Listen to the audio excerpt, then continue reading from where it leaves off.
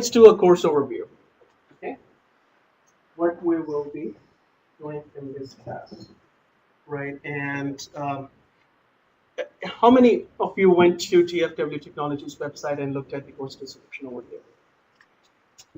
Okay, Preston. Okay, so it's kind of like 5 modules basically. First one is core, right? In the first module, we will be reading about all the methodologies, terminologies, etc. For example, uh, what is SDLC, waterfall, DMAC, Six Sigma, right? What is business process modeling, right? So that will be our main topic. We will do a lot of practice on business process modeling, right? On high level, you can think of it like as flowcharts right now, right? I will get into more details, flowcharts and diagramming. So we'll be doing a lot of practice. But important point to note is it's a key skill for any business analyst, right? What we can do is I can teach you how to draw a flow chart, right? But some things are with you. I mean, nobody can teach that. For example, if you hear a business problem or a business scenario, right? Can you transform that within your head, right, into squares, rectangle, and draw a process chart? If you can, that's good. If you cannot, we need to do some work. All right. So we'll be reading about the methodologies, terminologies, score, and all that in the first module. Now, it is going to be mostly, the first one will be kind of like theoretical, but we will do a lot of practice for the diagramming, right? And there will be some examples, some riddles actually, that we will have to solve, right? Because after that, the second important skill that a business analyst must have, right, is the logical analysis, right, or analytical skills, right? Communication, analytical skills, and then soft skills like business process modeling thing. So we'll be getting into that. The second one is data analysis or database in SQL. So we'll read what a database is, right? What is it made of? What is table? What is field? Right? What is data mapping? What are the field mappings? What are different field types? And how to write SQL. Now SQL is one of question in this assessment as well. So how many? What is SQL, Rajeshwari? Standard query language. Standard query language. Yeah. Yeah, standard. Poonam? I know now. Okay. Standard query. Okay. You know, there is standard query language or specific Okay. Just Okay. language. Absolutely. It's a structured query language. It's not standard. It's a structured query language, right?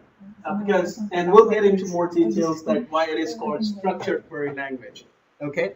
And in your first job, you may be very lucky that you don't deal with SQL, but you won't get far until or unless you learn SQL.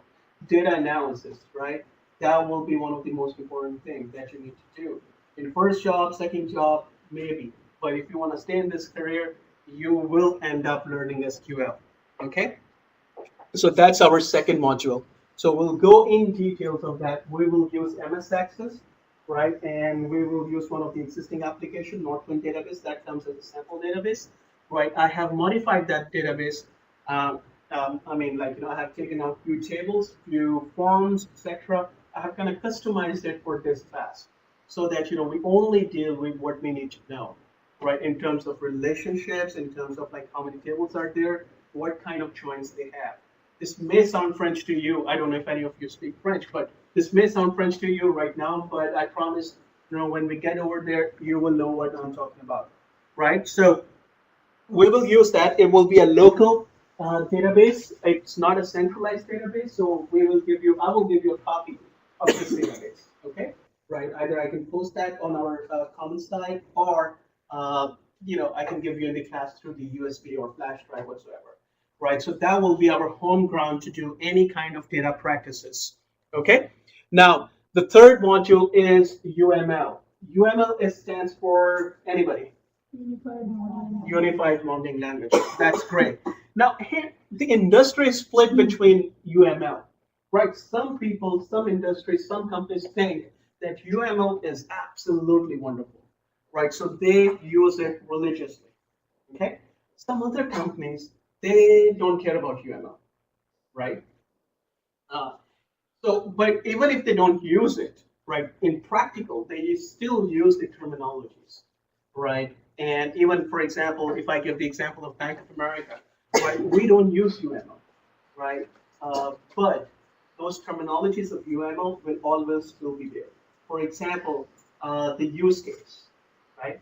So what is a use case? We may not actually create a use case, but we use the terminologies like in our verbal communication to make our point that use case is a set of work or task, right? A user performs.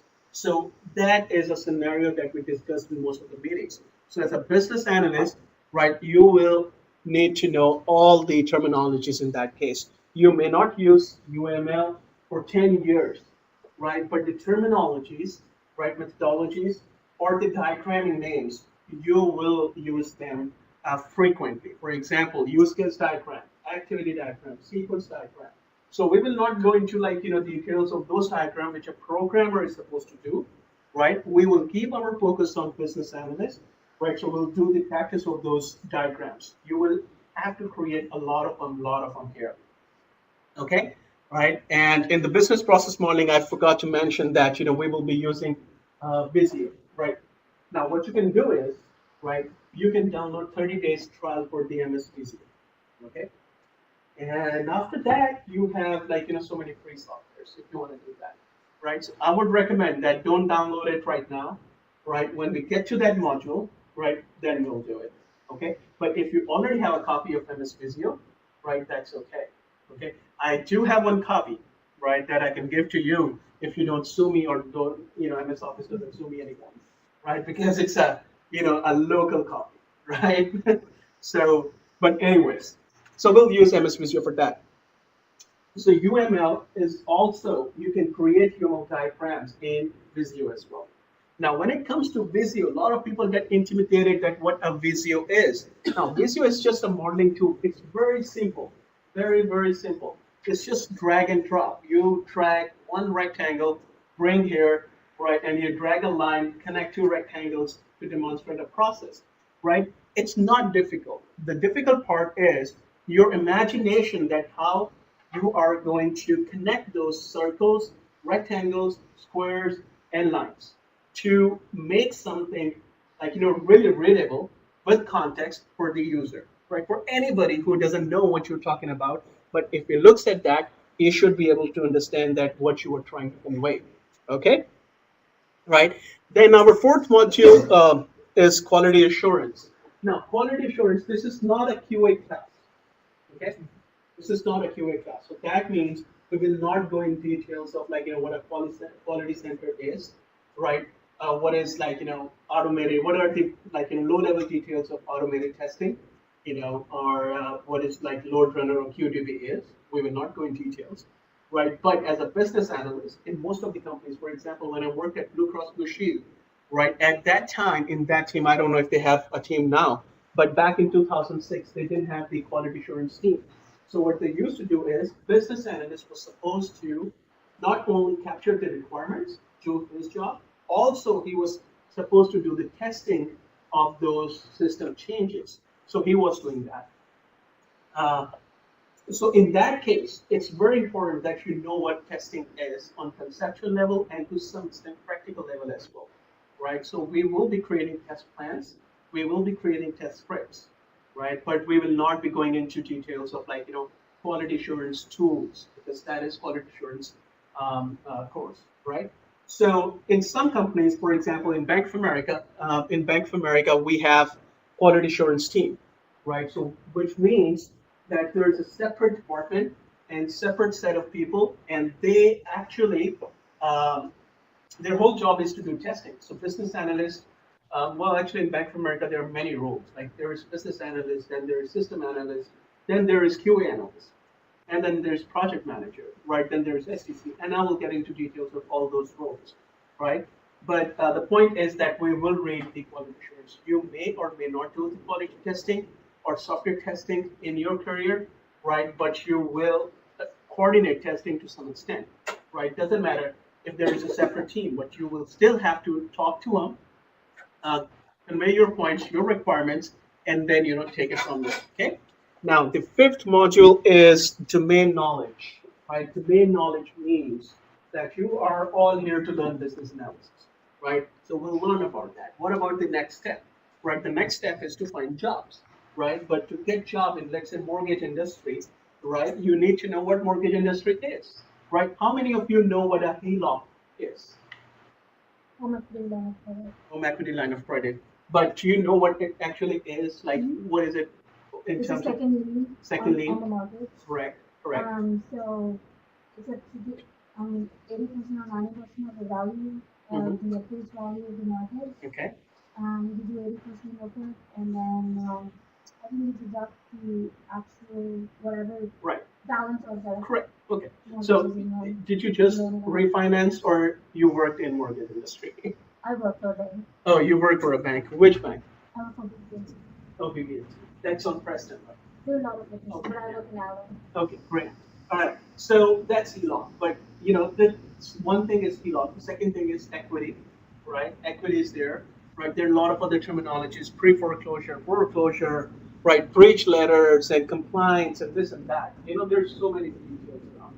Now, when you go and try to get a job, right? What's going to happen, right? People who are willing to pay you a lot of money, right? Way more than like the minimum wage, way more than that. You know what they want in return, something, right? It's not free money they're handing over, right? They want in return something. They expect that you know at least the basics of the industry, and you can provide your expertise to do that part of the job, right? So in this one, we'll go through the concepts for healthcare, for the mortgage, for financial industries, et cetera, right? And if you get into any issues with healthcare industry, Lucy should be able to help you with all the healthcare questions, right? For example, what is HIPAA or what is 837 HIPAA? I think Lucy, I will let you teach that class, right, about the healthcare, right? That will be better because you will know more than me, actually, honestly speaking, right? What HIPAA is, what 837 format is, and care mark and how this whole claim thing works and how do you submit claims and how the insurance companies work and all that, right? So these kind of things. Okay, and again, having said that, you don't need to know everything. Okay, the right attitude matters. So if you have the right attitude, that if you've been given a problem, right? How many saw that movie by Will Smith? What was the name of that? Happiness something. Yes, Pursuit of happiness. right. Pursuit of Pursuit of happiness. happiness. Right. When he goes for the interviews, what does he say there? Right. I'm a kind of person, right? If I don't know the answer, I won't tell you that I don't know the answer. I'm gonna go find the answer, and I will come back to you. I will tell you what it is. Right. So that's the right attitude. Okay. So you also have to do that. If you don't know anything, it's okay. I mean, IT industry is such a big industry. You are not, even if you have 5, 6, 7 years of experience, you are not supposed to know everything. Right? It's okay that you don't know, but if you don't know, you cannot just sit there. You have to do something about it. Okay. All right. And then we will work on the resumes, interviews, placements, etc., etc. But before we get to the placement portion, right? Well, let's forget about the placement for right now, okay? You are here to learn. Job part is the next one. We'll worry about that. In the placements, right? But before we could go there, you have to submit all your project work, right?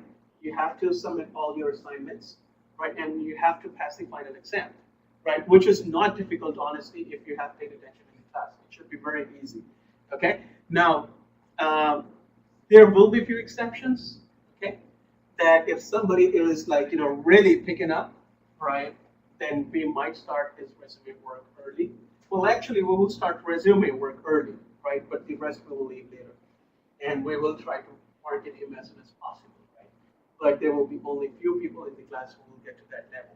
Remember, in every class there is always one who tops, right, who scores the most marks, and there is always one who has the least marks, right? And there are always, many people in between. So in other words, right, the learning level is different. Okay?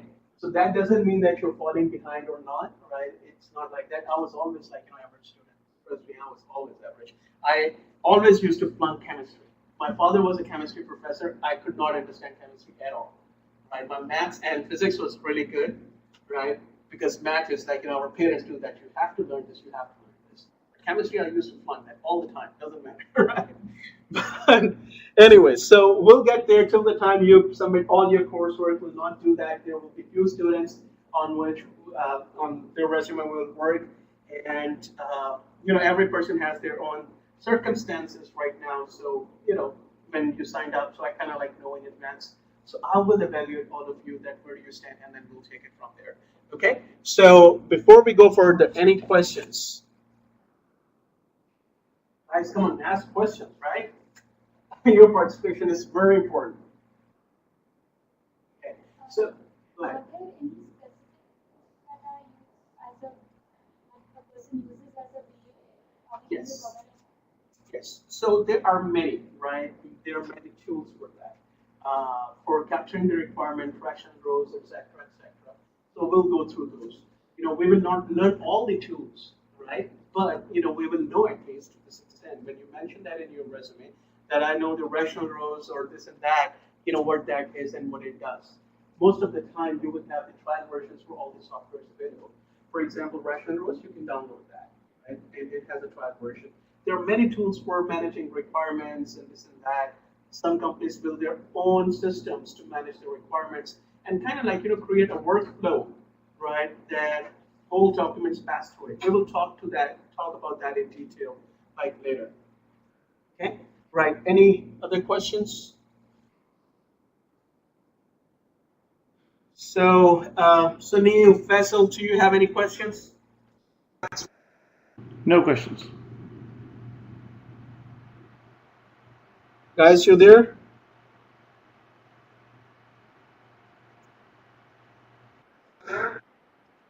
Yes, I have no questions. Okay, great. I was wondering that if you can hear us or not. Okay. All right, thank you. All right, so with that, we'll move forward. Right, let's talk about our training platform. Okay, so you have to bring your laptop, right, in future. First class, it's okay. Second is okay, but it will help you if you have your laptop for the next classes, right? If you don't have one, that's okay. We can work around with each other. That's okay. When it comes to running the queries and all that. So, but if you have one, that will be great. Now, one more thing: the people who have Mac, right? I don't know what to do there. Right? So because Visio, right, my city won't work on that, okay, and Access won't work on that, okay. So we will have to find something. Or what you can do is you can install Windows on Mac, right, as a separate. Then you can run that. I don't know if you know that much or not, but I see Afia has one, right? Who has Mac and who has Windows laptop? All these are Windows, only one Mac, right? Okay, good. So Windows, right? So that's good. So even if you don't have a laptop, that's okay. We'll sit together, right? Two people and one laptop. We'll do that. Don't worry. Okay. Uh, Second thing is Adobe Connect. Okay. So we use this platform called Adobe Connect. Okay. How many know Adobe Connect before that? What it is, right? You know that? Okay, right. So Adobe Connect there are many platforms for online meetings. Okay. Now, with many organizations, it's not really very possible to bring everybody in the room. So they kind of like do, and most of the teams are geographically, located on different places. For example, my team works in India as well, works in LA, right? And some people are in Oakland, some people are in Ohio, some people are even in Maine, right? Maine, that's like all the way on the other side. So they are there as well. So what we do is for our collaboration and to be on the same page and to work as a team, we have to have a tool, okay, so that we can connect and collaborate. There are many tools available, right? There are some free tools, online tools, this and that, but the main ones are Cisco WebEx, right? Adobe Connect, right? And then there is GoToTraining, GoToMeeting, GoToWebinar, and all that, right? So All these big tools are really good, right? They provide you a lot of features, right? I can share my documents with you. I can create a class. I can create and manage the people who will be joining the course. I will create the content. I can create a virtual class, and then even in the class, if 10 people are joining there, I can divide them into 3 groups, for example, right? And then I can jump into any of those groups' conversation. So I will be able to hear what they are talking about. So for example, if you are located, right, if you are working online and not here, so Ganesh, Samita, and Rajeshwari, they were in one group. So you won't be able to hear them, but once I jump into their room, I can hear them, right? The biggest plus point is video recording. So everything on that is recorded. All these slides, my voice, even if somebody is typing through the phone, right, that also goes through the Adobe Connect. So everything is recorded. Okay, so even if Faisal asks any question or Sunil asks any question online, that will be available into the video recording and whatsoever we talk over here. Okay, and it's okay if you want to share your webcam, that's perfectly fine. If you don't want to, that's perfectly fine too. Okay, not a problem in that. And one more thing, that once we have the videos, right, it will take me at least 2 days to post that video, right? We will, most probably we're gonna use Google Apps, right? So I'll give you a username and password for that as well. So it's kind of like a blogging site where I can upload content, like heavy content. It's gonna be video recording, so it's gonna be a lot, right? So it will take me 2 days, right? To do that because I have to download the video, convert it from FLP format to some other format. Right now, the reason we have chosen Adobe Connect because it provides us a lot of flexibility. For example, in Cisco, we could download the video, but the telephony solution was not as smooth as it is on this one. Right now, I'm running it on the VoIP. That means only through the speakers and the mic from your laptop. Right? If you have a good connection, it will work. If you are having any problems, just let me know. I will open the conference line and you will dial into that, so that your phone system will be integrated with this. Okay. Now the next thing is, sorry. So on the previous one, video recording. So I was saying that I will take like 2 days approximately to upload that video, and I will provide you details where we will be uploading the videos. Okay, right? And you can watch that. And most probably you're gonna be uploading your assignments over there as well.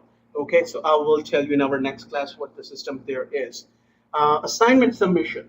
Okay, that's very important. So whenever you either you email me or when I tell you next week what our blogging or our kind of like group site is, right? You have to follow a format. For example, all the assignments will have number. Assignment 1, assignment 2, and all that. Your file name, right, when you send it, should always be like this. Your name, okay, plus assignment number, plus date. When you save a file, you need to save the file into this format, right? For example, right, it will be like for, let's say, for example, Poonam, right? Poonam, segment 1, and the date is, I think you cannot do slashes in the file name, right? So what you can do is, you can just write 13th July. Okay, right, that's how. So that should be your format always to submit the assignment. Okay, any other file, like for example, assignment 1 or my homework, right? Anything, I will not even look at that, because when it gets a lot, right, there will be so many assignments and all that, so it's really very hard for me to open it, figure it out, who sent it, and do the back trail, right? Because I also have to have a system in my database so that everything gets over there and I get a report that was submitted and all that. All right, so that's the format you gotta follow. So you can note that down. Okay. Any questions about our platform? Okay. Go ahead. Yes, space it. Yeah. All right. So any questions? Okay. All right. So let's move ahead. All right, so business analysis, right? So that's our first lecture, right? We will start talking about what business analysis is, right? And in our assessment test, I wrote a question that, what is a business analyst? Okay, but before we get into that, we need to understand, like, what overall business analysis is, right? The book definition is the book, right? And let me tell you one more thing, right? So the business analyst, there is an organization, they do certification just like PMP, project management. So there is a organization, it's a Canadian organization based there, and they're worldwide now, pretty big. They do the certifications, right? That's IIBA, Institute of Business Analysis, right? So, and they publish a book called BA Bob, right? It's called BA Bob. Okay, that is Business Analysis Book of Knowledge, right? I have a copy, right? If you wanna, like, I think it's available online as well. You Google PDF, you can take a look at that, right? So you can take a look at that one, for all the materials. It's kind of like, very theoretical book, okay? So, but again, that's kind of like our Bible because we will be sourcing our information from that book, especially when it comes to the definition and all that. Okay? So the book definition for the business analysis is that business analysis is a set of tasks and techniques used to work as a liaison among stakeholders in order to understand the structure, policies, and operations of an organization and to recommend solutions that that enables the organization to achieve its goals. All right? Okay, now there's a lot of information in this definition. So we gotta break it down. First of all, we need to understand what is a stakeholder, right? Anybody knows what a stakeholder is? Yes, one example. Exactly, right? Clients. So like if we, yes, and users, anybody who has an interest in the project is a stakeholder, right? But for example, we are doing, let's say, take an example of AT&T call center, okay? So when you call there, or let's consider let's consider AT&T, that you have the wireless phone, right? And you call their customer service center, and in order to find out about your bill, that why you were charged with extra messages, right? For example, so you call them, right? And have you noticed that they always have a same script, right? That goes in, with small variations. It's going to be the same line. Let me get you this. Thank you, thank you, thank you. Because the reason for that is they are using an application, right, in which that information flows. So they see on the screen, they are actually reading that script to you, okay? So they read that script and your responses, there is a place they record your responses. And based on your response, the next question is suggested, that what an agent should ask. Okay, so 300 users in the AT&T call center is using an application. Are they all stakeholders? Why not?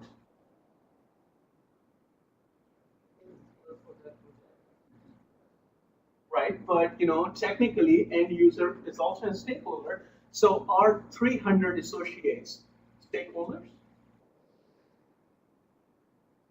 Technically, yes. Technically, yes. Right, but we cannot run a project with 300 people plus IT plus developer, everybody. Right. So what happens is that business department who manages that call center, for example, they assign few resources. In fact, these are our SMEs, right? You know what SME is? Subject matter expert. So these are our SMEs, right? They know our applications ins and out, okay? So they will be able to help you with all the information that you need, okay? So instead of reaching out to those 300, which are still technically end users and stakeholders, right? We have a representation from their team, right? And we take those. And on the same side, we have, like IT, a project manager who's also stakeholder, a developer is involved there, but we don't go into that level. Generally speaking, when we talk about the stakeholders, it's mostly referring to the business people, okay? That, how many like what business wants, what they want. Okay, for example, right? This is a business, okay, and our like CEO John, for example, he says that Kamran, right? Instead, like you do this training, why don't you come up with a solution, right, that enable us to do online training, all right? So we did that. So what was my first step? Want to figure out how many people actually need the requirements. Yes, that's one thing. What platforms? Just platforms. Yes, questions. What should be the platform? How we will do the video conferencing? How we will do the audio conferencing? These are all the questions that needs to be answered, right? Now, does he have time to do all that? No, right? So he must have assigned somebody to do that, right? Now, in the business, right, they don't have time to do a lot of things, right? So what they do is those 300 people, right, they don't have time. They're busy with their jobs. So what they do is like they assign 2 or 3 SMEs, right? And then those SME also doesn't have time to write like 100-page document, right? If they do that, then they won't be able to do anything else. So what they do is they hire business analysts. In other words, to write the requirements on their behalf. Okay? So anything. Well, cutting the long story short, stakeholder, now we understand what stakeholder is? Anybody who has interest in the project, right? But generally it will be towards the business people. Business people, by business people, I mean the line of business. That's another word for them, line of business. In your jobs, you will hear that often. Line of business, business, stakeholders, right? So these are different terminologies for that. Essentially, they are the people who wants to bring some change, or a manager on the business side who is not in the IT, who wants to bring some change in the process or in the system, right? For example, the same example that we used, AT&T example, right? That customer service agent is reading that script, okay? Now,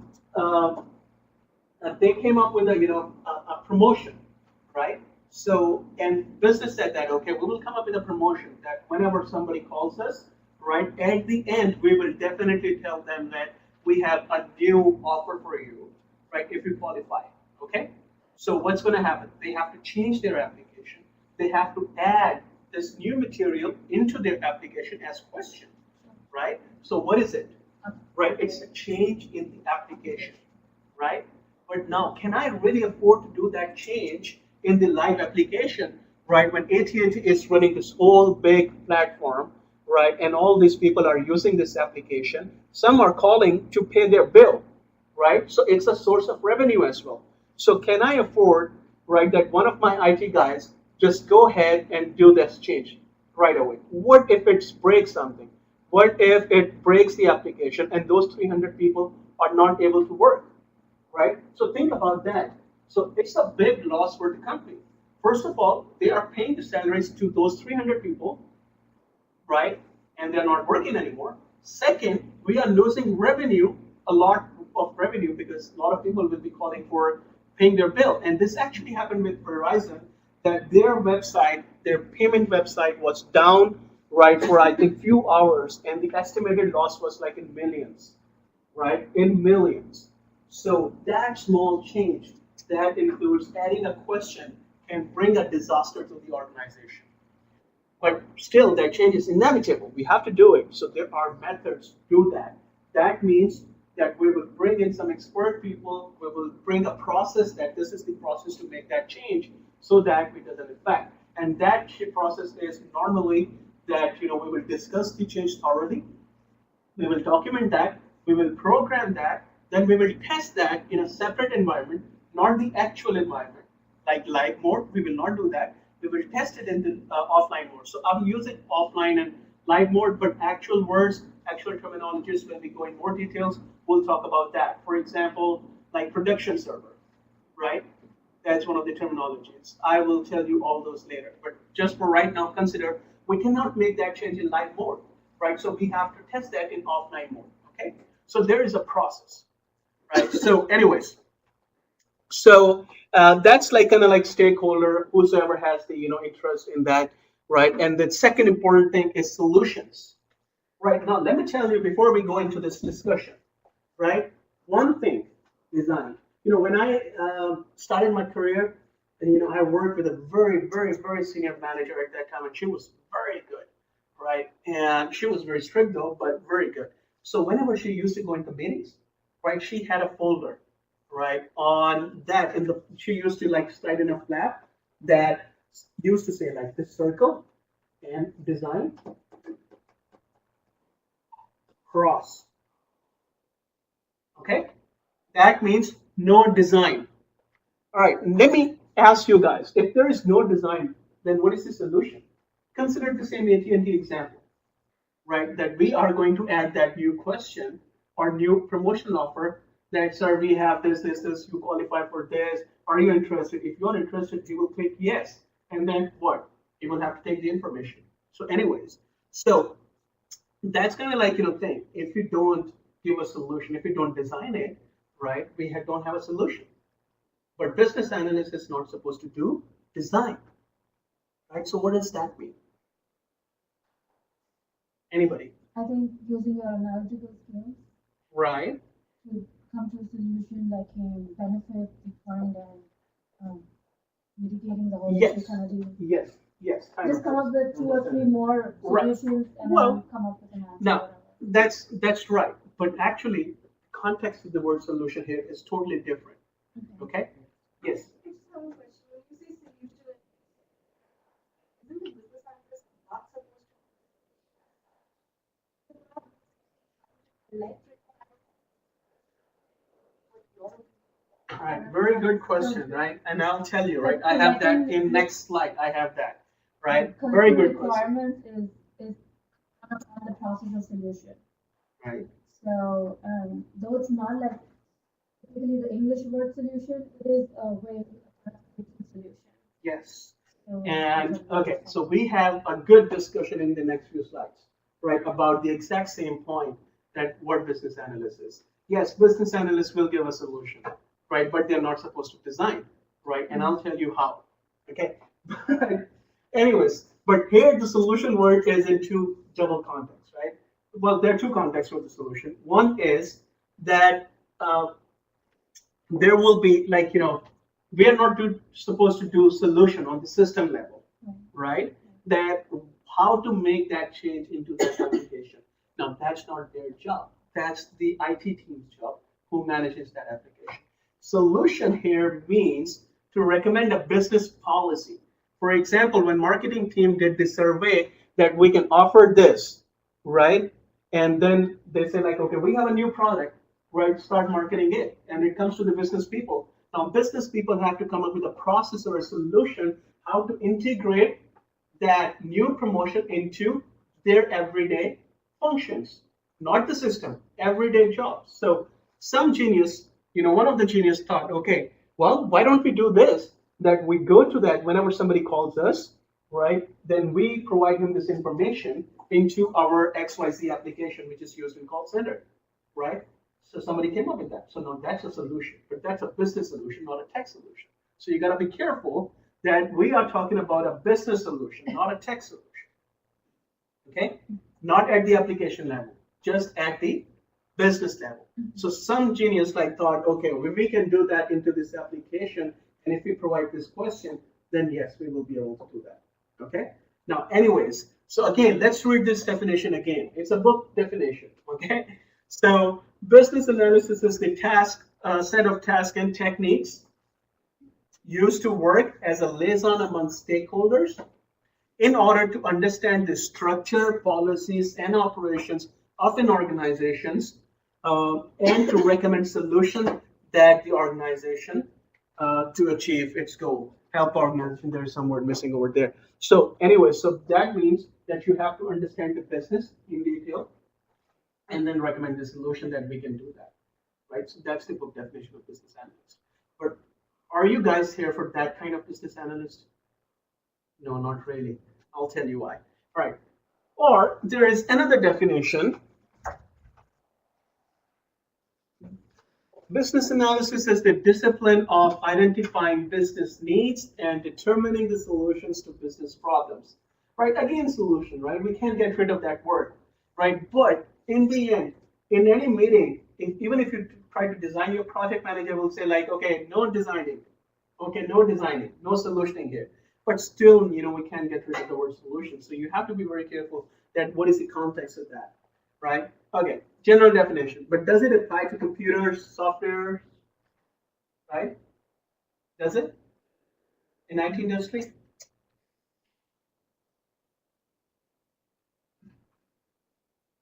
Yes and no, right? Yes, actually, mostly yes. That, I mean, it's the same concept, right? That we are, and first of all, I forgot that name of the movie, but there's a very famous dialogue of that, and that says like, the first step to fix something is to understand that there is a problem. I'm not like quoting exactly, but that was the kind of like thing that you first of all you have to identify the problem, right? Then you can go towards the solution and fixing that, right? So first, in anything, right, you need to understand like what a change is, what a problem is, what new thing that we have to bring in. So you have to understand that, right? So once you know that, then you can work on the solution, not at the system level, at the policy level. Like if we do this, then we can do that. Okay. Now, so that was business analysis. Okay. Now let's take a look at. Huh? Did I miss one? I did actually. One second.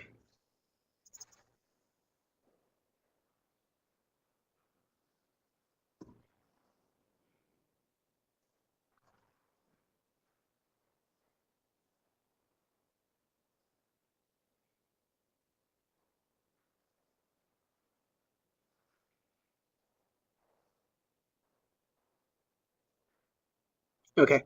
Yes, I did miss one slide. That was the actual definition of business analyst, right? Because that slide was in a different format, so I was doing a different format, so I missed that. But anyways, business analyst is any person who performs business analysis activities, no matter what their job title or organization structure are.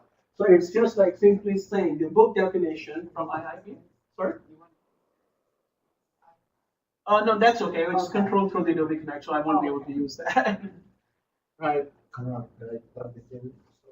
Oh, yeah. Okay. It's actually right here. Neha can help you. And actually, I do have a pointer. Right. We did a lot of research. Right. A lot of research. Well, actually, I did a lot of research on this online. So in the live mode, the stylus should give me a laser pointer, but I'm not gonna get into too many technicalities. We're facing half an hour early for this technical issues, which we tested so much, but it happens. Anyways, right. So business analyst is a person who performs the business analysis activities, but is that a complete definition? Hmm? There are so many definitions existing. Help me understand your definition that what you have written. Rajeshwari, what was your definition of business analyst? Communication between the end user, the stakeholder, Mhm. who are working on the project, and to get the requirements from them, Mhm. and then communicate and pass it on to the developers Okay. to make the project, and again give it, see whatever they want and test everything and give it back to the end user. To Right. the satisfaction, whatever they require. Okay. All right. Good. That's one of the definition. Neha. It was a very layman definition. I don't know. It was just my understanding. Okay. I don't know if I can rephrase it, but it was pretty much on these lines of what Babuk said. Mhm. That it's a set of tasks and techniques that a business analyst like I said, he doesn't bring like solutions, but he sets a pathway to solutions. And Okay. it's a mitigation between an end user and the client. Right. So that's Okay. I mean, that's not wrong. That's right. Pooja? I wrote, it fills the business analyst fills in the gap between the business requirements solution in terms of technologies Okay. and fills in gap. I mean to say was acting in real life. Okay. All right. Anybody else who? No, no. What's your version of the business analyst? I just wrote that it's business analyst is a communicator between the technical team and the engineer.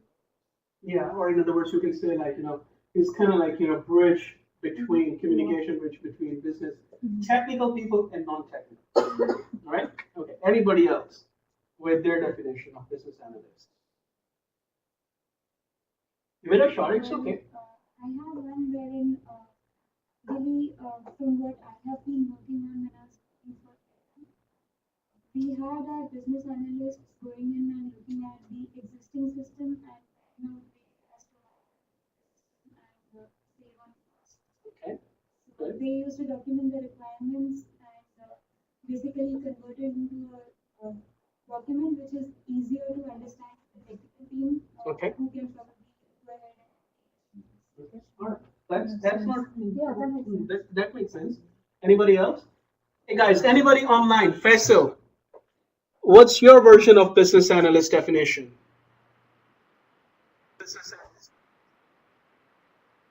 I Faisal, pretty you much there? gave what you stated. I just said anybody that like help identifying organizations and like analyzing the organization and trying to find solutions for it.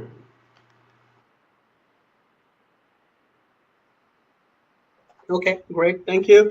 And Sunil, you there, right? What's your definition?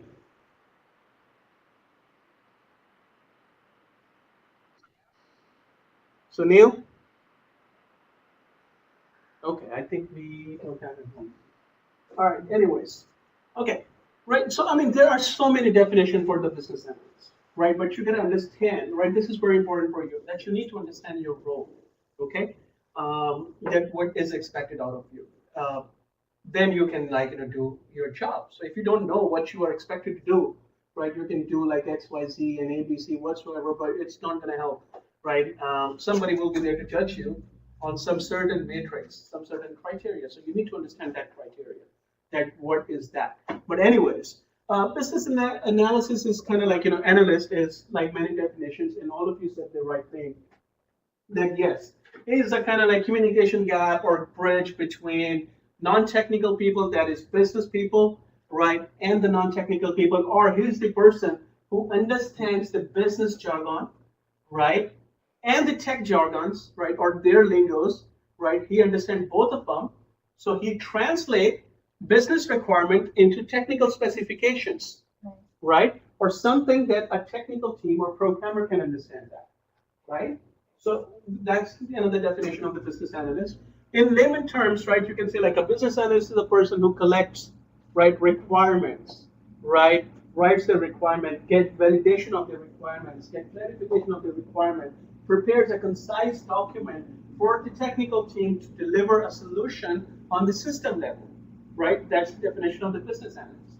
There are many, right? But it depends like what is your understanding. But now we're going to talk about something different. There are many different roles of the business analyst, right? And by each role, it will be different. Okay? Now, before we get into that, we need to take a look that how many different, one second. Yeah, okay. All right. So let's talk about the business analysis tiers first, right? That there are 4 tiers of business analysis, right? Planning strategically, operating business model analysis, process definition and design, IT technical business analysis, right? Planning strategically, the analysis of the organization's strategic business needs, right? Can somebody help me understand, right, what that is? Just by reading it. Come up with an example that will demonstrate the planning strategically role or tier. Designing the business, thinking what is, like, putting the requirements in line, what is needed, and then planning according to it. Is that what it means? Well, try to take a look at the example, right? Think of a scenario in a big organization or a company or like corporate world where some people are helping some board of directors to devise some policies. Yeah, of course. For example, if this is the new let's say okay, by end of December, I wanted to spread my business all around South Dallas. So the business analyst would at that time would have to figure out the things South Dallas is the market, how many students are there, how many adults are there, Right. business people who will be interested in such type of thing. So what will attract them? So that kind of thing, and anything that they feel, okay, you know what? South Dallas is a place where there are more kinds of adults, so this pen would not work for them. You might want to try. And, I mean, Right. this Okay. is what I. So that's a good example, right? But that example fits into the second one. Oh, Okay. So keeping the same example, somebody thought of coming up with that product, right? That in this, like, market, if we introduce that pen, right, that's a good thing, right? Or like, let's talk in financial terms, right? For example, business comes up with like an insurance plan, right? That this will be the terms of the insurance, right? We will do this, and this will be your deductible and all that, right? So these kind of things, right? They will fall into planning strategically. That means like how and what business will be doing that. But this role is very sophisticated, right? So very senior people, right, do that. So in essence, it's still a business analysis, right? But that's not what we are here for, right? For example, in a bank, executive vice president for the like products platform, like a credit card platform, they come up with like for example, Chase come up with a blue sapphire, for example. That's a card, right? So that's a product. So that's thinking strategically that how we can take our share from the finance market, right?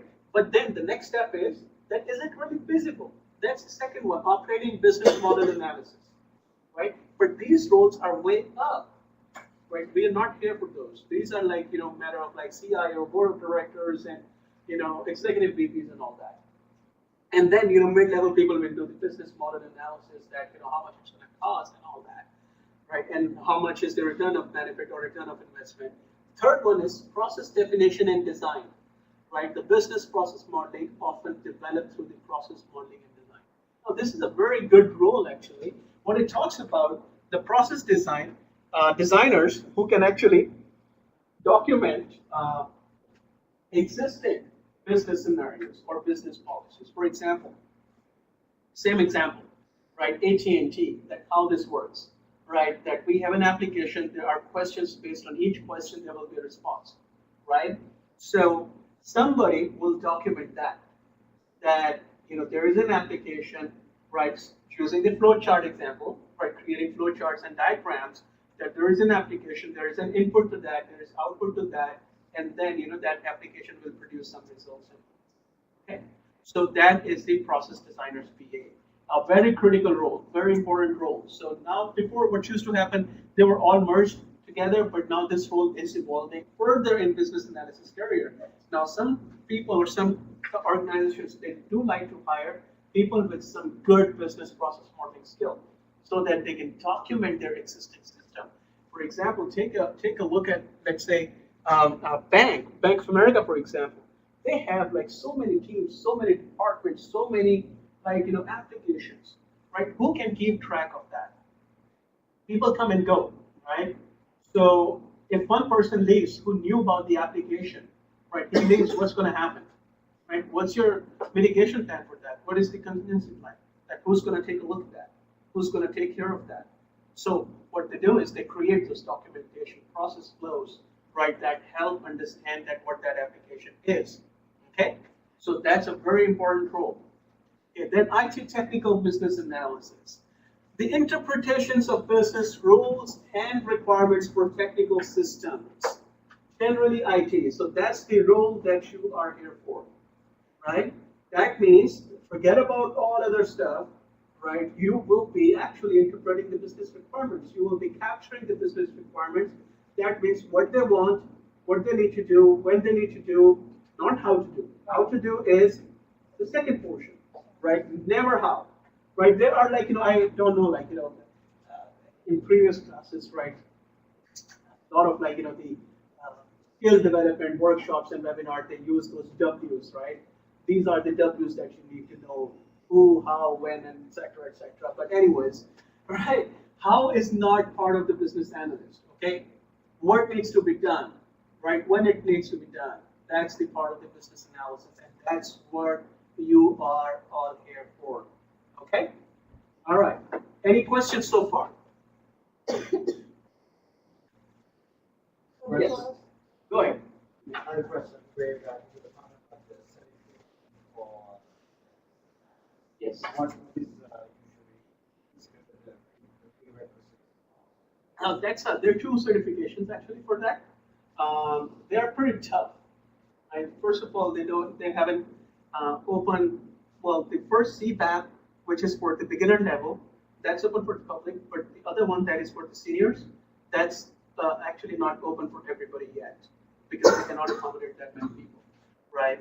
CBAP is the entry level. I think the minimum requirement for that is 3 years of experience, right, in managing different. So they have kind of like steps that in planning strategically, resourcing, and cost estimation and all that. So in these phases, you all have spent some time, at least some time, right, or these many hours, 100 hours and all that, doing this activity. So it's a pretty intensive application that you have to do, right?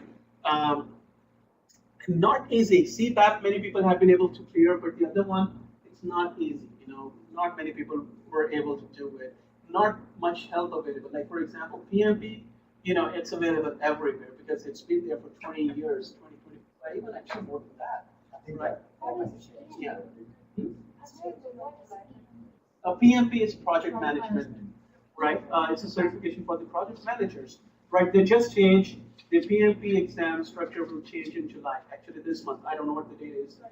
So that's why, you might have heard a lot of ads that, if you want to do your PMP, it's the right time because we know the format. They're going to change it. So then it will take like few people who will fail it and then they will post it on Google and all that, the whole thing. But anyways, so that certification, it's CBAP, and the other one I'm forgetting the name for the senior ones. For that, you have to have 5 years of experience. CBAP, and the other one is something like that. So it's not like an industrial standard. Also they're not Well, it's certified. becoming one actually. It's becoming one, right? It's good to have one, but in the IT contracted market, not really. I mean, here, and you guys gotta remember, like, when it comes to IT contracting market, it's totally different from the HR department. You don't go through the HR department. You are not the employee, so there is no, like, those HR policies applicable to you. You are from procurement department or finance department. That means that a person doesn't matter. The time and material, time matters. We have bought, right, this much time of an expert person. That's what this is, right? So it's a different thing. But having a business analysis certification is always good, awesome, right? And especially even for IT contract market, if you want to get a job, right? And there are like few people applying for it, you have this certification, you will get the job, right? It's a great thing to have. 3 years. I mean, the details are on IIBA, right? I think it's 3 years for the CBAP, right? The first one. Then there are levels of that. I never took that, right? Never took PMP, right? Never needed one, but so never tried. So I can't tell you, right? How that's thing gonna work. But what I can tell you is like if you have any certification on your resume, your chances of securing a job are pretty high. Okay, but you have to go through an extensive application process for the IIBA certification. They will cross-check that where you have worked and all that. It's even kind of like harder than getting an IT job, right? Because you have to prove a lot, right, that you were working on these hours. Okay, right. Any other questions? Yes, like a person who defines the strategies for operating the business, right? That what we will be operating, what we will be doing, and what will be our operation models, like what will be our products, right? In terms of like investment portfolios, like for example Goldman Sachs, right? They have those analysts, right? Or your retirement 401k fund, right? In 401k there is a stock fund, a mutual fund, right?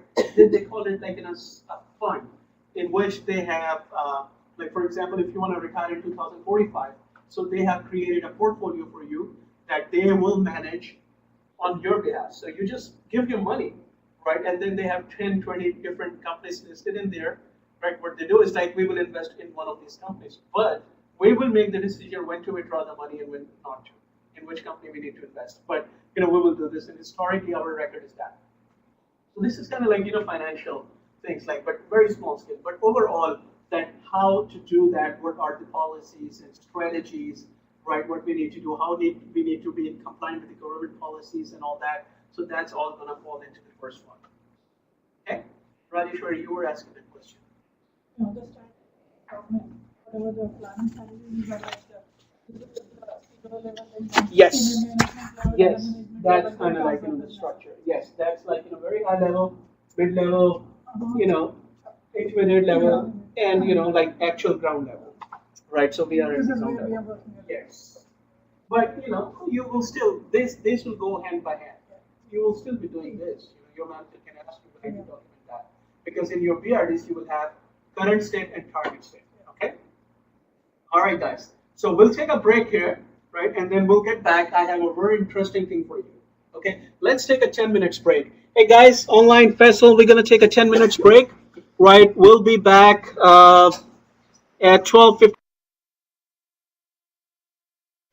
All right, Faisal, you there? Yes, I'm here. Okay, Sunil. Okay, all right. So the next is okay. I did had that definition, so I talked about that early. All right, so we'll go through that, but let me check one thing real quick. Dinesh, can you go into that? Did you see that? Is it full screen, please? No, no, no. Same. Window. It's the training one. Right here. That's it. Yes. Full screen. No, not. Oh, there should be a file somewhere that you can download because I've uploaded this file somewhere. So Oh, you don't have those options. I mean, as a student. Yeah, so but you should be able to download the file. That's what I'm trying to do.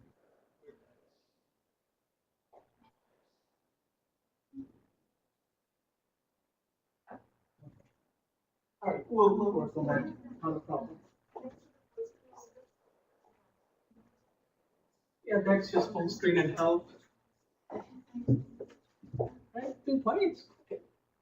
And anyways, we'll fix this in the next class. But all right, guys. So this slide, we have a very interesting thing coming up. It's kind of like riddle challenge, right? But first, let's take a look at this. That what this is. Ganesh, you can please do full screen. And next time I'll do it on my laptop. The only thing is like this has a composite port, a lane and a display same. So as soon as I connect display, it gets disconnected. That was fine. All right. So different organizations names.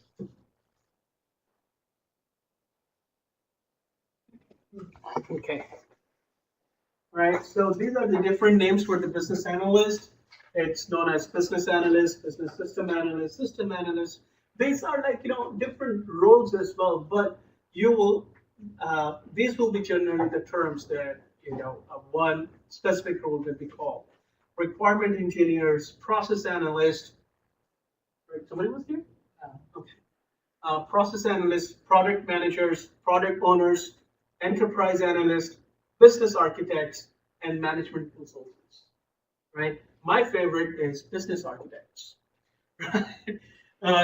Some business analysts who have some experience, right? They started writing their names as not business analysts, as business system architect, right? Because they're kind of like coming up with the solutions because they are on that level where they are in the policy making thing that, okay, we have to add that question, where should we add that? So that is kind of like, an architecture job that you are trying to fit something in the existing business environment, right? So some people write that.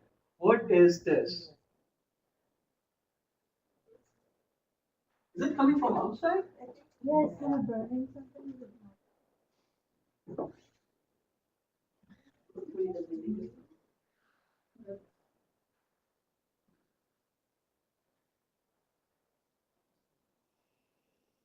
Beautiful. It's constructing, so you don't know.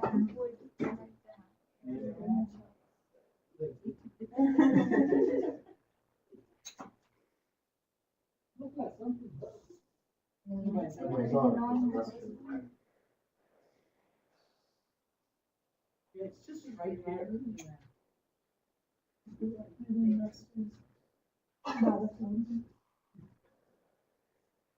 It could be the wind passing, right? I think it's from here, right? I don't know.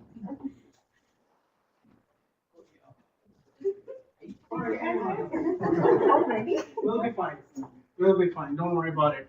Anyways, we don't want to lose the track whatsoever it is. All right. So, anyways, so we were at the terminologies that what are the different ones. Okay. Um, Next, business analyst analysis roles. Right. The first one is strategist. Okay. Now it goes back to the tiers again. The organizations needs to focus on strategic matters on a more or less continuous basis in the modern business world. Business analysts serving this need are well versed in analyzing the strategic profile of the organization and its environment, advising senior management on suitable policies and the effect of policy decision. Okay, so that's more like a like strategist, a global level. That what should we do, what is the business, and how should we do that, and what will be the impact, and how the market will react, and all that, right? So that's the strategist. Now this is also business analysis, right? But this is a higher shape of business analysis. We are not here for that kind of role. Okay, architect. Now, this is kind of role we are here for, right? That's why I pointed out that our business architect, right? The architect organizations need change to solve business problems identified by the strategic analyst. Business analysts contribute by analyzing objectives, processes, resources, and suggesting ways by which business objectives can be achieved.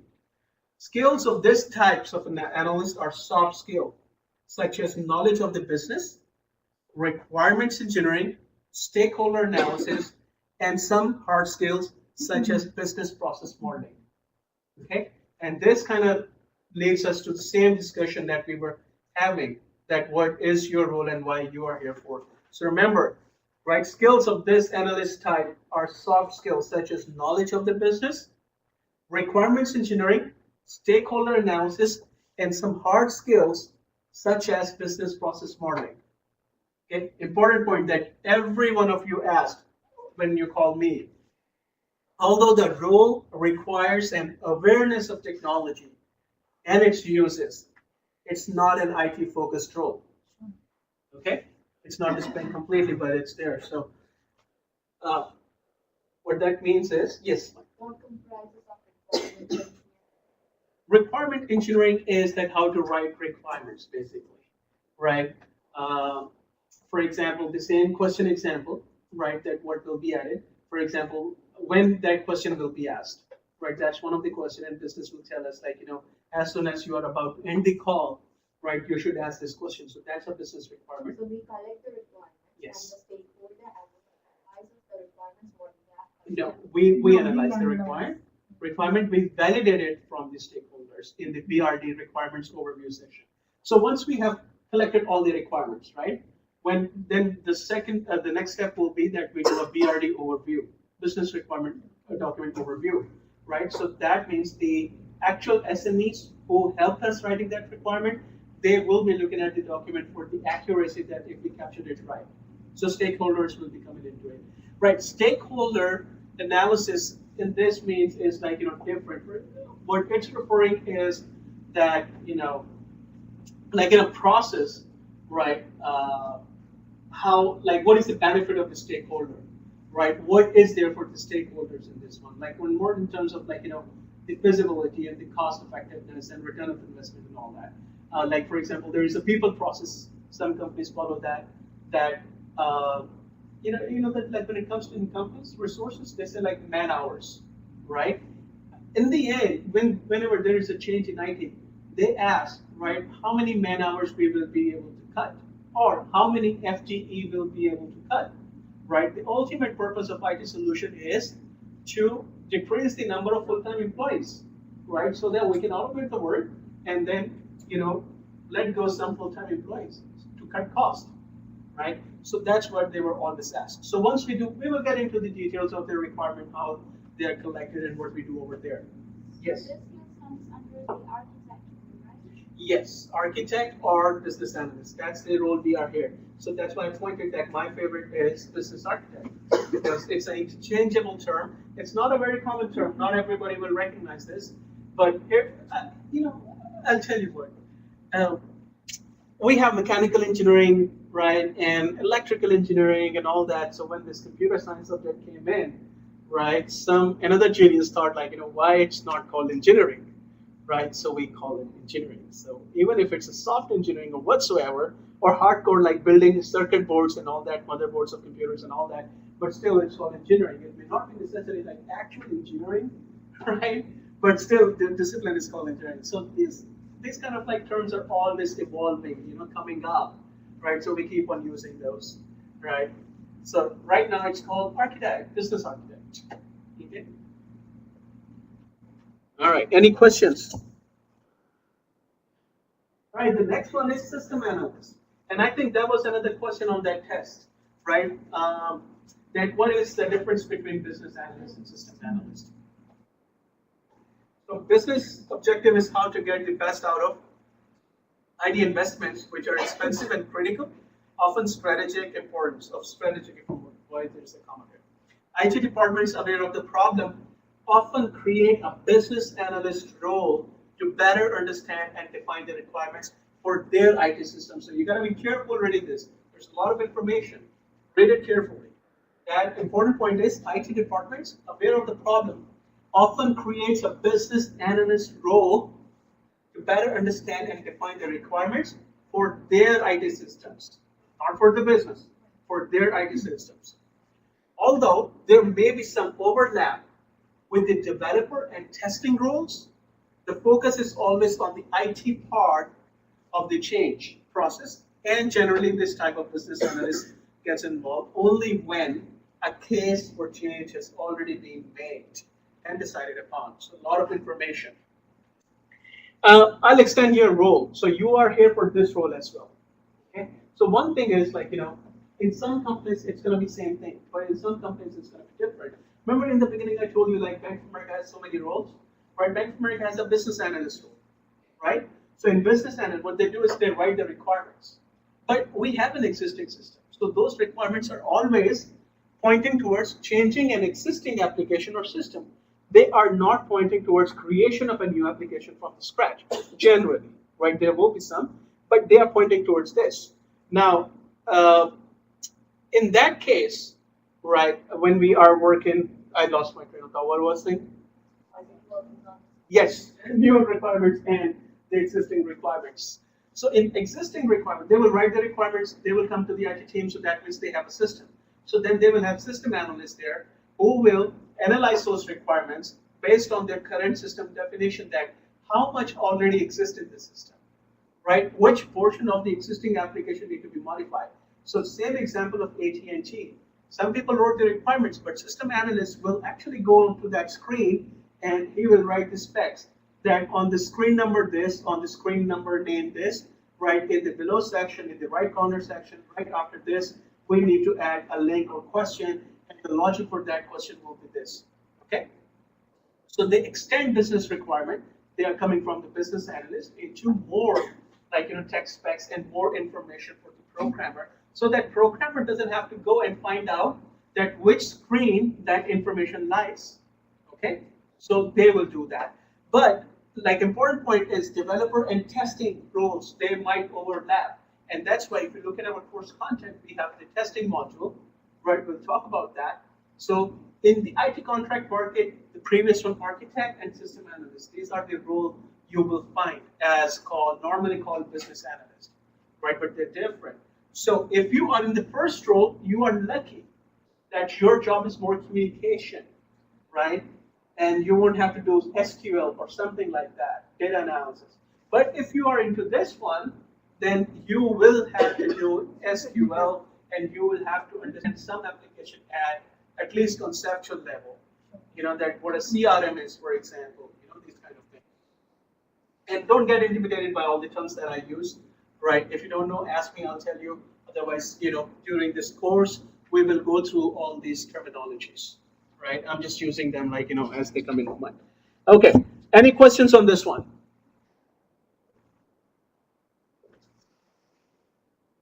All right, okay, now we have a fun thing to do, okay? Remember, in the beginning, I told you, what are the basic skills that a business analyst needs to have?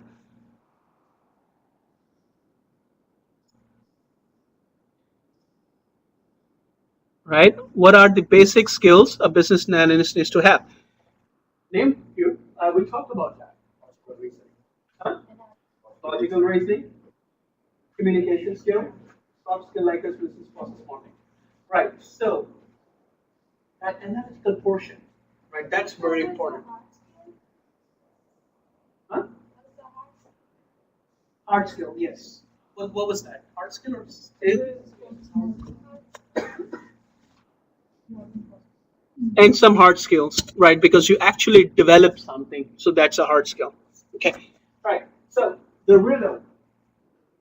So for your test of like your logical reasoning and how you think, that's very important, very important. And this is not the only one. We have many and many examples like this, right? And here is one of my famous things, right? When I take interviews, right, I hire a lot of people, right? And initially the managers who were sitting with me, they used to get surprised, like, what is the purpose of this example? But then you think about it, it explains a lot. And that's the most famous bus, right? Speedy bus. So I'll tell you about that later, right? But right now we gotta solve for this. Now here's the thing, and it will test, right, your attitude or aptitude towards the business analysis. Okay. Suppose we have two buckets, right? First of 3 gallons capacity, and the second one is 5 gallons capacity, right? We have to separate exactly 4 gallons of waters out using these two buckets, right? Assume that there is a water tap running and you can always fill the water. Now, you gotta solve this problem for me. You all have pen and paper, right? Write down the steps. All right, Faisal, Sunil, you get that question that what we need to solve for? Yes, I believe so. All right, so go ahead and try to solve this. You have to write the steps that how you will separate the 4 gallons of water out using the 3 gallons and 5 gallons buckets, okay? All right, think about it.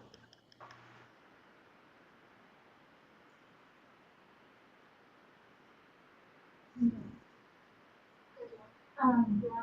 Yeah, what tap is running? Yes. So that is there. The water is there, right? So we are not focused on like if water is there or we have to bring water from somewhere else. We are focused on assume the water is there, right? We just have to separate exactly 4 gallons of water out using 3 and 5 gallons of water. Go ahead. The 5 gallons, I'll throw the water away. Transfer the 3 gallons into the 5 gallons. Make it 3 gallons. And I know the left out space is 2 gallons. No, I'm not sure about it.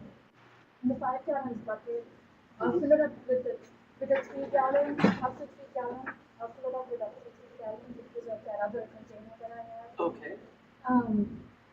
And I know it said 2 gallons, so the left out space is 2 gallons in it. Yes. I'll fill that space out and transfer that amount, the 2 gallons in the 3 gallon one. Okay. So it'll be left with 1 gallon space. Yes. Yes. So I'll fill the other one up with a 1 gallon level in it. So it'll be How 4 you will gallons. measure that? other way. Because I can put them together and level them up. And you have to exactly measure them, right? Just like by eye you can't, right? So you have to exactly measure them out using the scale that you have. Anybody else want to give a shot? Go ahead. Move like patterns. That's the key. Right. Okay.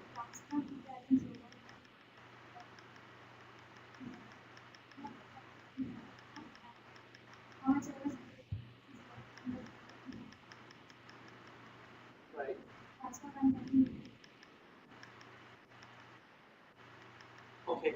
Well, that's good. Yeah, that's one way. Yes. That's absolutely right, actually. Okay. Another way? There are like a couple of other ways too, right? So it's not like, but you solved it, Yeah. right? So who didn't get it? If I asked you to do it, who can do it? Fina, can you do that? Huh? Give it a shot. Try it.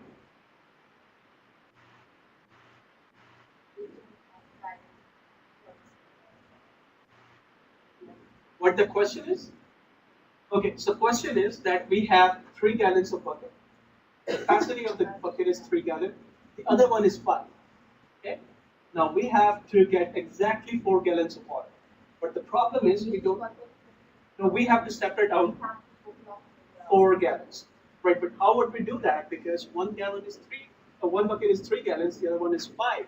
How we manage the water in order to get 4 gallons of water? We don't have a scale or weight or anything like that, except these 2 buckets.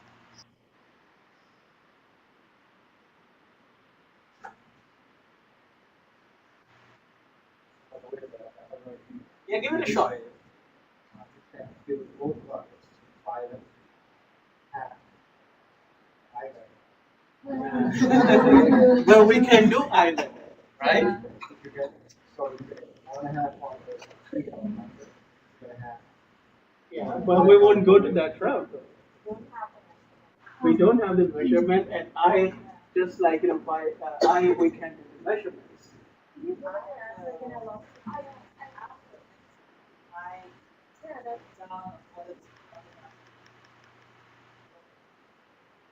That's out of question. That's one of our I constraints. want her answer. Could you repeat her Yeah. answer again? Well, 1 second. We'll go there. Okay. Right? But the thing is, when it comes to business analysis and writing the requirements and documents, there are sections, for example, assumptions. There are sections like constraints. Right? Assumption is that you have a running water tap available. Right? Constraint is that you cannot eyeball. And you have to measure exactly. Okay? All right, give it a shot. Think about it. Think about it. Try to solve it. Afia did. She did solve it.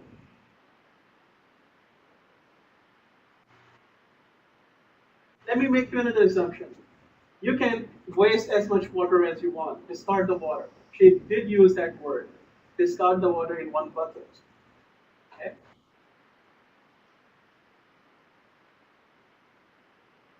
Come here. Yeah, well, why don't you go ahead and write the steps for it then? Yes, absolutely.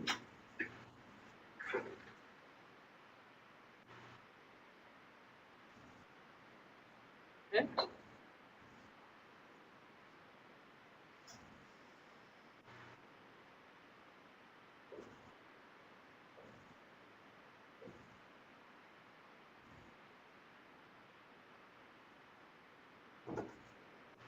So what are we doing here? We are trying to solve a problem logically, right?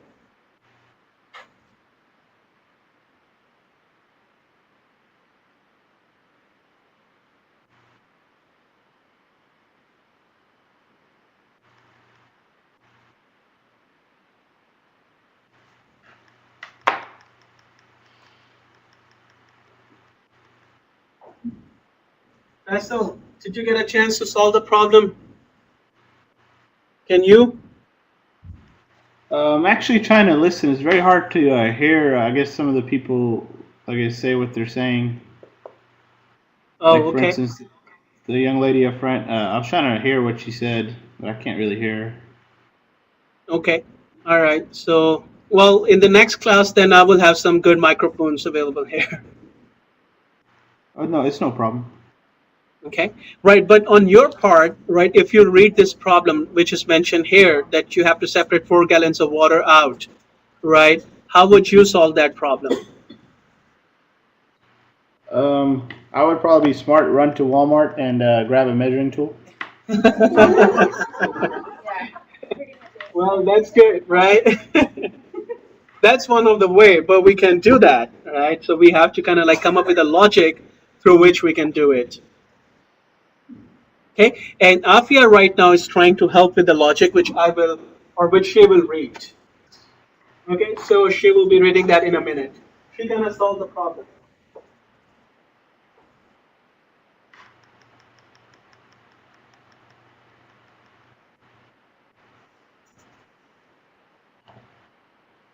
So remember, in this class we will start from a very basic examples, right? Very basic that test your logical skills, and then writing skills are very this is a small 6 step thing. So we will write this first, then we will progress towards 20 steps, right? And then 100 200 steps, right? So we have to kind of make that progression. So if for a small problem we have to do at least 10 lines, right? So imagine for actual business problem, how much documentation we have to do.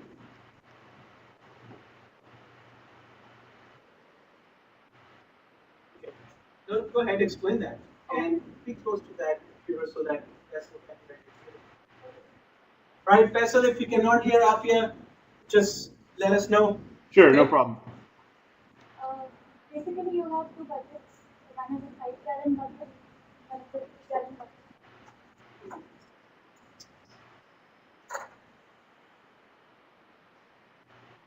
5 gallons and 3 gallons of water that you can put into this bucket.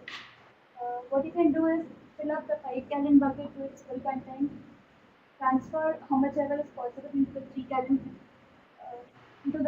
bucket. So now you'll be left with just 2 gallons of water. Discard this water.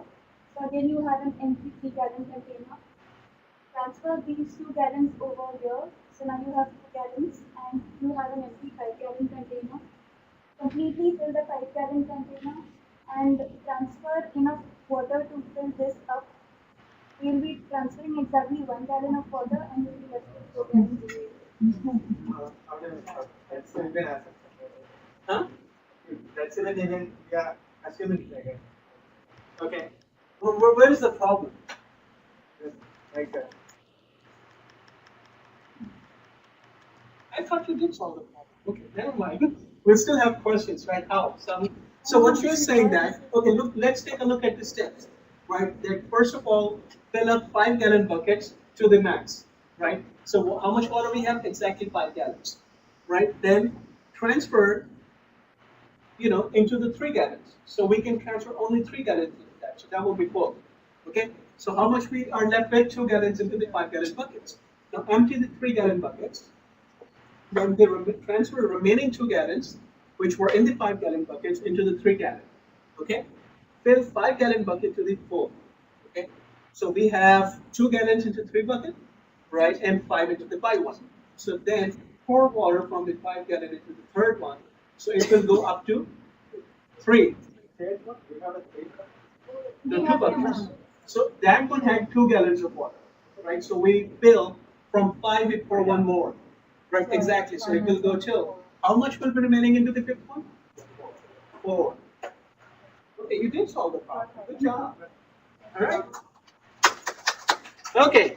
All right. Faisal and Sunil, Afia was able to solve the problem, right? So I hope you heard the steps. But there is another way too. Yes.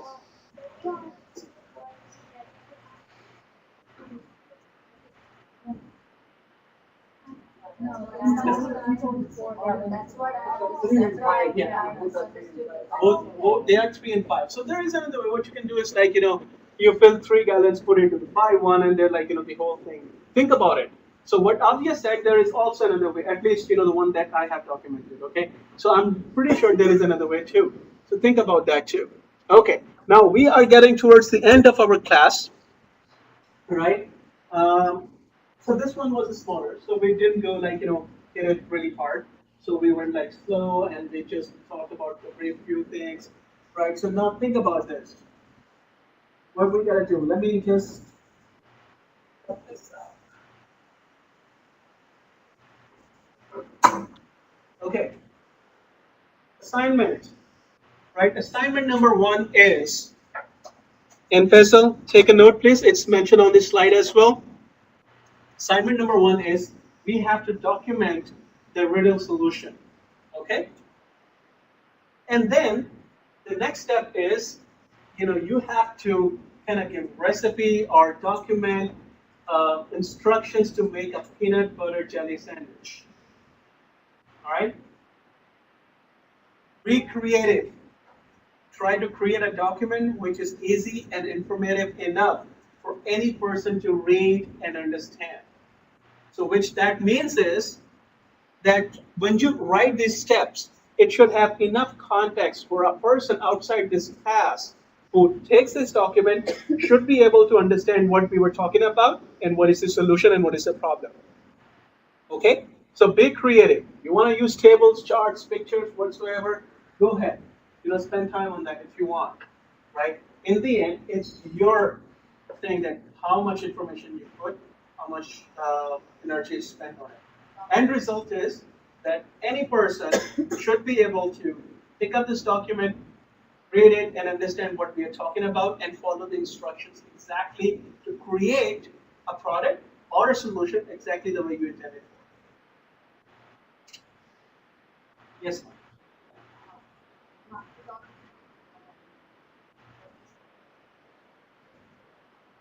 Yes.